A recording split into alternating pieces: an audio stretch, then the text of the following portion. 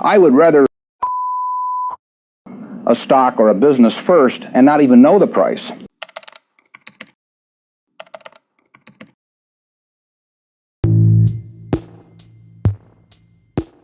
The first rule in investment is don't lose. And the second rule in investment is don't forget the first rule, and that's all the rules there are. I mean, if you buy things for far below what they're worth, and you buy a group of them, you basically don't lose money. Warren, what do you consider the most important quality for an investment manager? It's a temperamental quality, not an intellectual quality. You don't need tons of IQ in this business. I mean, you have to have enough IQ to get from here to downtown Omaha, but you do not have to be able to play three-dimensional chess or be in the top leagues in terms of bridge playing or something of the sort. You need a stable personality. You need a temperament that neither derives great pleasure from being with the crowd or against the crowd. Because this is not a business where you take polls. It's a business where you think. And Ben Graham would say that you're not right or wrong because 1,000 people agree with you. And you're not right or wrong because 1,000 people disagree with you. You're right because your facts and your reasoning are right.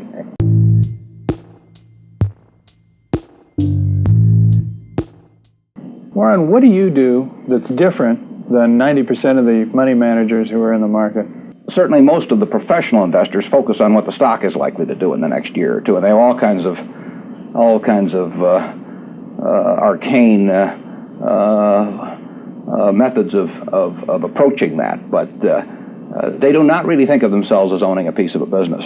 I would rather value a stock or a business first and not even know the price, so that I'm not influenced by the price in establishing my valuation, and then look at the price later to see whether it's way out of line with what my value. The real test of whether you're investing from a value standpoint or not is whether you care whether the stock market is open tomorrow. If you're making a good investment in a security, it shouldn't bother you if they close down the stock market for 5 years.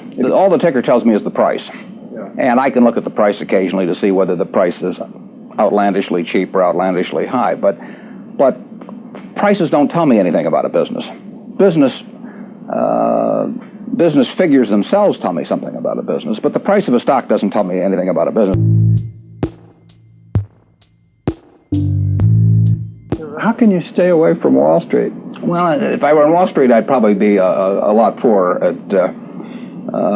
You get overstimulated in Wall Street, and you hear lots of things, and you may shorten your focus, and a short focus is not conducive to long profits. And here I can just focus on what businesses are worth. It's an intellectual process.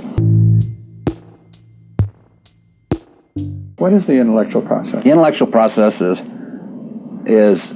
defining your area of competence in valuing businesses, and then within that area of competence, finding whatever sells at the cheapest price in relation to value. And there are all kinds of things I'm not competent to value, but there are a few that I am competent to value. Have you ever bought a technology company? No, I really haven't. In 30 years of investing, not one? I haven't understood any of them. So you haven't ever owned, for example, IBM? Never owned IBM. Marvelous company. I mean, a sensational company, but I haven't owned IBM. And so here is this technological revolution going on, and you're not going to be a participant. Gone right past me.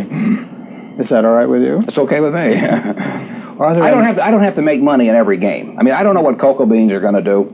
There are all kinds of things I don't know about, and that may be too bad. But why should I know all about them? I haven't worked that hard on them. In the securities business, you literally every day have thousands of the major American corporations offered to you at a price that changes daily, and you don't have to make any decisions. You have to make nothing is forced upon you. So there are no called strikes in the business. The pitcher just stands there and throws balls at you, and if you're playing real baseball and it's between the knees and the shoulders, you either swing or you get a strike called on you. If you get too many called on you, you're out. In the securities business, you sit there and they throw U.S. Steel at 25 and they throw General Motors at 68, and you don't have to swing at any of them. They may be wonderful pitches to swing at, but if you don't know enough, you don't have to swing.